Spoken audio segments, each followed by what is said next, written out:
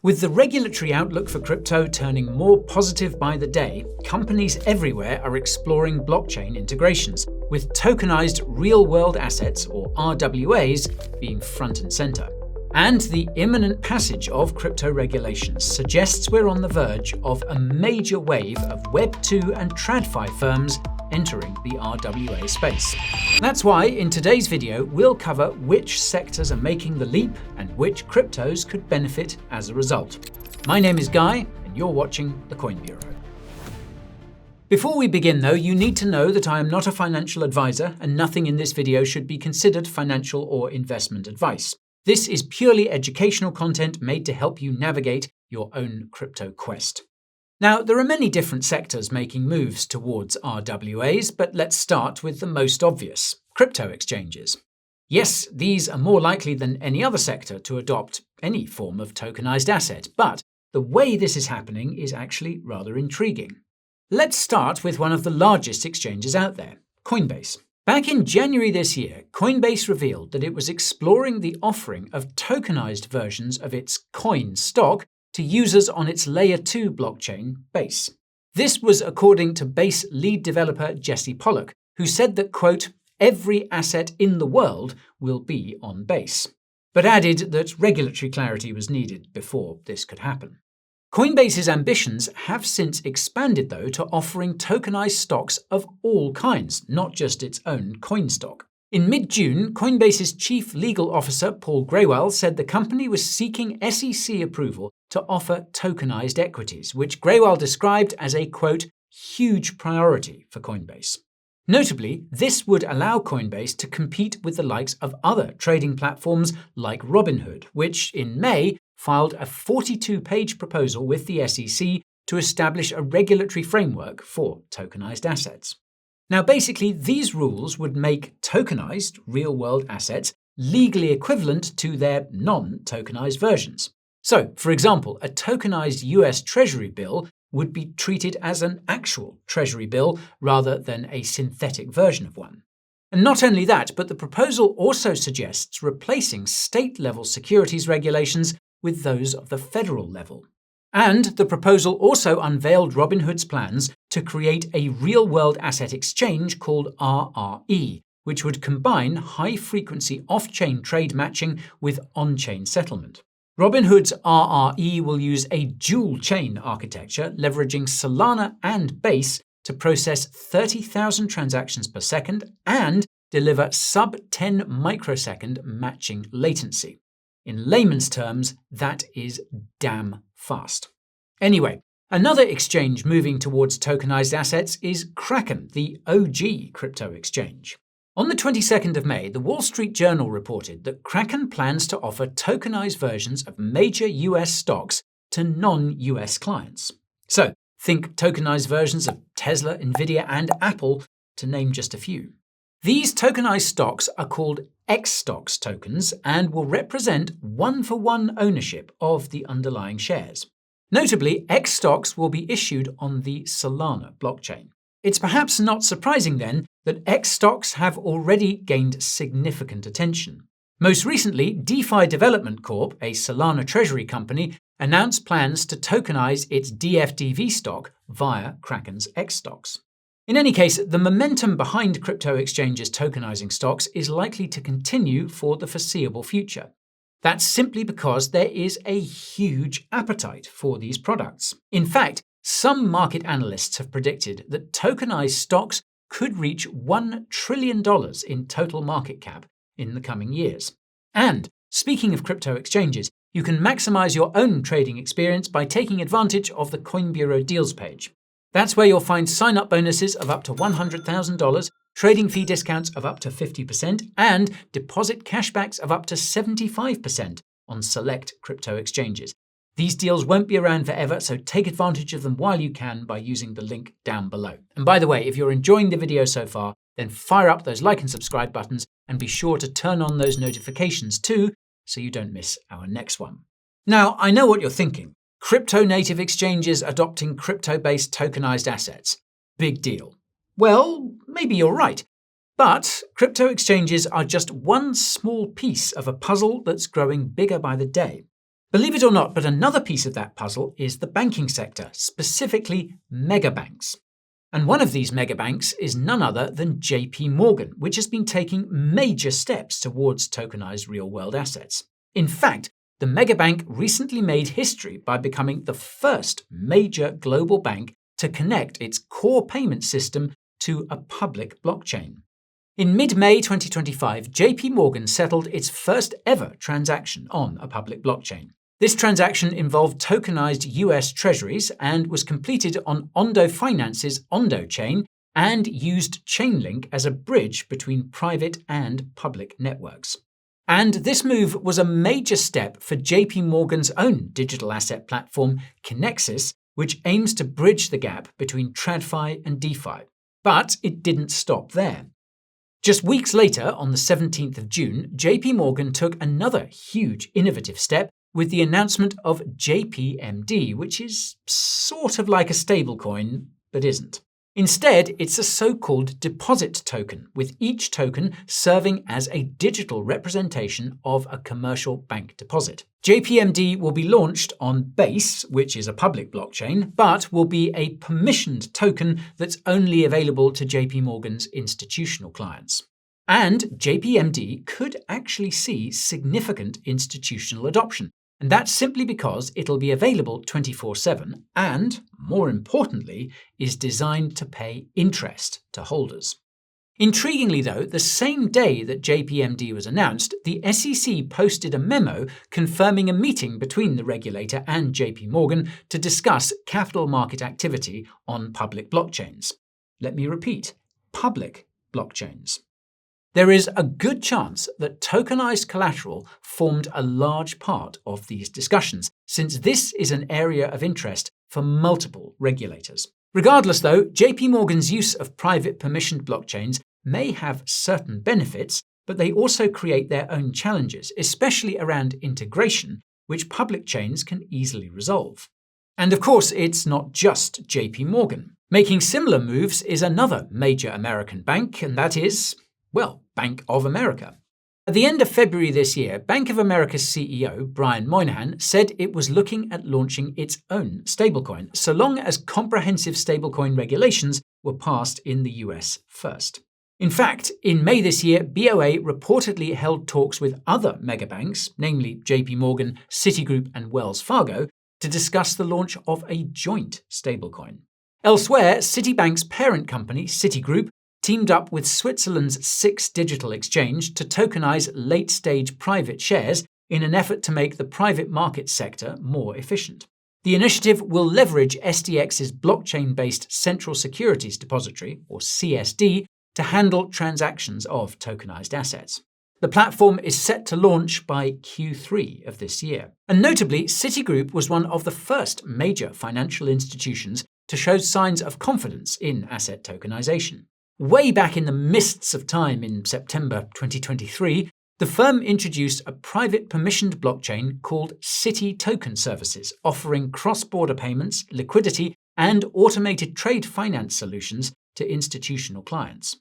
And early last year, Citigroup collaborated with Ava Labs, other traditional financial institutions and digital asset companies to complete a proof of concept for tokenizing private equity funds. This simulation involved dummy tokens with no real-world value and was done on Evergreen Spruce, a permissioned subnet on Avalanche. In any case, the fact that megabanks are getting involved with RWAs should not be overlooked. Some analysts predict that financial institutions will drive the tokenized RWA market past $30 trillion by 2030, which is insanely bullish for both the RWA narrative and the broader crypto ecosystem. Now, another cohort considering the use of RWAs are Web2 companies, which seem to be slowly transitioning into Web3. The standout here is Meta, which is now re-exploring stablecoins again, which will certainly be interesting given its previous history with the technology. As most of you will probably know, Meta announced its first blockchain initiative in 2019 called Libra, a stablecoin backed by a range of different fiat currencies. Libra was later rebranded to Diem, but was abandoned in early 2022 due to regulatory scrutiny. Some of Meta's team then went on to create projects like Aptos and Sui, but Meta itself has had no crypto involvement since, NFTs on Instagram notwithstanding. Well, Meta is now reportedly exploring the integration of stablecoins into its platforms, only this time it'll most likely be more established stablecoins like Tether's USDT or Circle's USDC that are harnessed. Some sources have even suggested that Meta could take a multi-token approach. But while Meta might be the most notable Web2 company adopting tokenized assets, it isn't the only one. In June this year, the Wall Street Journal reported that Walmart and Amazon are both considering launching their own stablecoins. This would help these companies to bypass the traditional payment system, saving them billions of dollars in banking fees each year. And according to that same report, there's also a broad range of other large companies considering stablecoins too, such as Expedia Group and a number of airline companies. It wouldn't be unreasonable to speculate that almost every major business could consider doing the same thing in the future, if only to save significant money on fees. And on the same day this was reported, global e-commerce giant Shopify announced plans to introduce USDC payments later this year through a partnership with Coinbase. Obviously, the underlying blockchain for this initiative is Coinbase's own Layer 2 base. And while the full rollout will happen at a later date, a select group of merchants already have access to the feature as part of the early launch. Regardless, the entry of Web2 companies into the stablecoin space is set to be a major catalyst that could potentially unlock trillions in value by 2030. Take a second to consider that US Treasury Secretary Scott Bessent has suggested that the stablecoin market alone could grow to $3.7 trillion by the end of the decade. But let's go back from Silicon Valley to Wall Street. While many Wall Street firms have already taken significant steps towards crypto, many firms are also zoning in on the benefits of tokenized RWAs, particularly asset managers. One such firm is Fidelity, which is joining the ranks of other investment firms such as BlackRock and Franklin Templeton to offer tokenized assets. In May this year, Fidelity filed with the SEC to launch a tokenized on-chain version of its Fidelity Treasury Digital Fund on Ethereum. Another Wall Street giant to tap into tokenized RWAs, meanwhile, is the Depository Trust and Clearing Corporation, or DTCC, the world's largest security settlement system. In early April, the DTCC announced that it would be launching a blockchain-based platform called AppChain, which was designed for tokenized collateral management. Now, the reason for the DTCC's decision to tokenize collateral is simple. In financial markets, collateral is a fundamental part of risk management, but the traditional methods in place are inefficient and can lead to delayed settlements. Naturally then, using an on-chain alternative will allow for smart contract automation and transfers can happen in real time. Another mega company moving further towards tokenized assets is Galaxy Digital, which was listed on the Nasdaq in May. The very same day the company's stock was listed and began trading, Galaxy revealed that it had been working with the SEC to tokenize its shares. And these tokenized shares can then be used in DeFi applications for things such as borrowing or lending. Now, notably, Galaxy has plans to create tokenized on-chain versions of all kinds of assets, from stocks and fixed income to ETFs.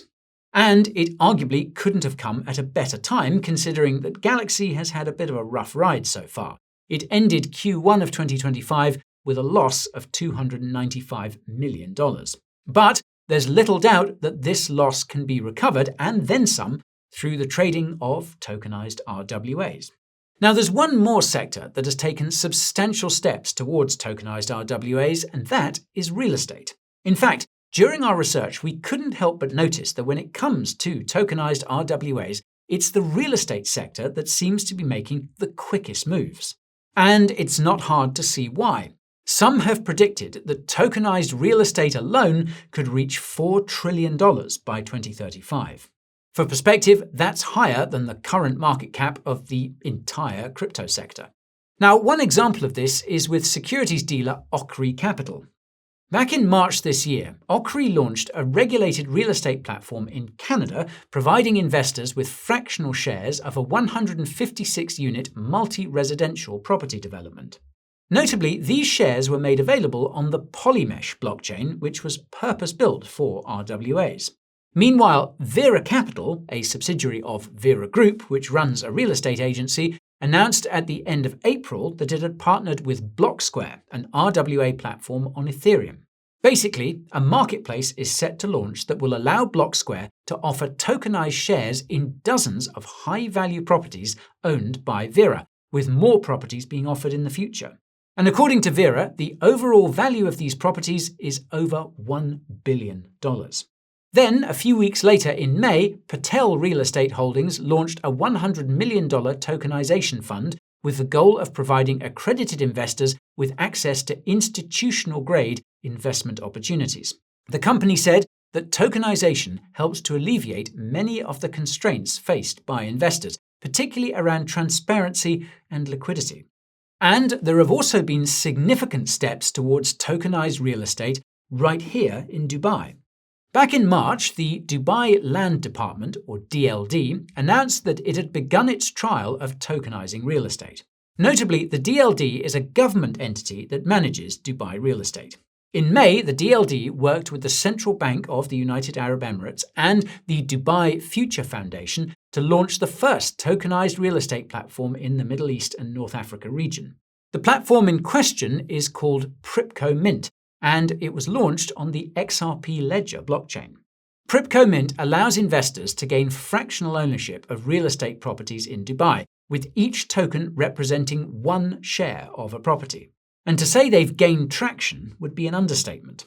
According to Pripco Mint's website, their second property listing sold out of all shares in just under 2 minutes. And towards the end of May, Balcony, a blockchain-backed land record management firm, announced it would be tokenizing the deeds of 370,000 properties in New Jersey. These assets are set to be tokenized on Avalanche and have a total value of around $240 billion. Notably, Avalanche said that, quote, "This is the largest blockchain deed initiative in US history." Balcony said that by tokenizing the deeds to these properties, they can cut processing times down by more than 90%, while reducing risks around fraud, admin errors, and more. The company said that it also plans to expand beyond New Jersey in the future. So then, by now you can hopefully see that the RWA narrative is about to blow up. To refresh your memory, crypto exchanges are now looking to offer tokenized stocks on their platforms, while megabanks are tokenizing their treasuries and are exploring stablecoins, as are Web2 companies. Meanwhile, Wall Street is tokenizing funds and collateral, while tokenized real estate is quickly blowing up too. And keep in mind that everything we've discussed today has happened in 2025. Put differently, there's been a hell of a lot of progress in the RWA niche in just a matter of months, which begs the question of what's next for RWAs and the broader crypto market. Well, if it wasn't already obvious, RWAs could easily become one of the biggest winners of this cycle. Once the possibilities of tokenized RWAs are realized, companies from sectors all over the world will be racing to add assets of their own on-chain. And this will create a positive feedback loop wherein the success of one company will inspire others to follow in its footsteps. Of course, this will be insanely bullish for the cryptos that support these assets. And from what we've covered today, some of those cryptos that could benefit include Ethereum, Solana, XRP, and Avalanche. But of course, there are others. Another unsung hero that could see significant RWA adoption is Polygon, which has emerged as a leading blockchain for DeFi protocols to leverage for RWA integration. And take a second to also consider that some blockchains are purpose-built for tokenized assets, such as OndoChain or the XDC network. It's easy to imagine that some of the biggest institutions could opt to use these blockchains, since their architecture is specifically designed to offer them everything they need right out of the box. What this means, though, is that there are a whole range of cryptos that could benefit as the RWA narrative explodes. Naturally, this means that the broader crypto market could see some serious waves of capital as more institutions and businesses begin exploring the many options available to them. That's why we're super excited about what the RWA narrative means for crypto. And if you want to see which RWA cryptos we think could benefit the most, then good news. You can find out by checking out the video right over here. Okay, if you enjoyed today's video, then show those like and subscribe buttons a bit of love. And if you want to learn more about what Wall Street's involvement means for crypto, then check out the video right over here. And if you want to see which DeFi crypto should be on your radar, then check out the video right here. Okay, thank you all so much for watching, and I'll see you in the next one. This is Guy, signing off.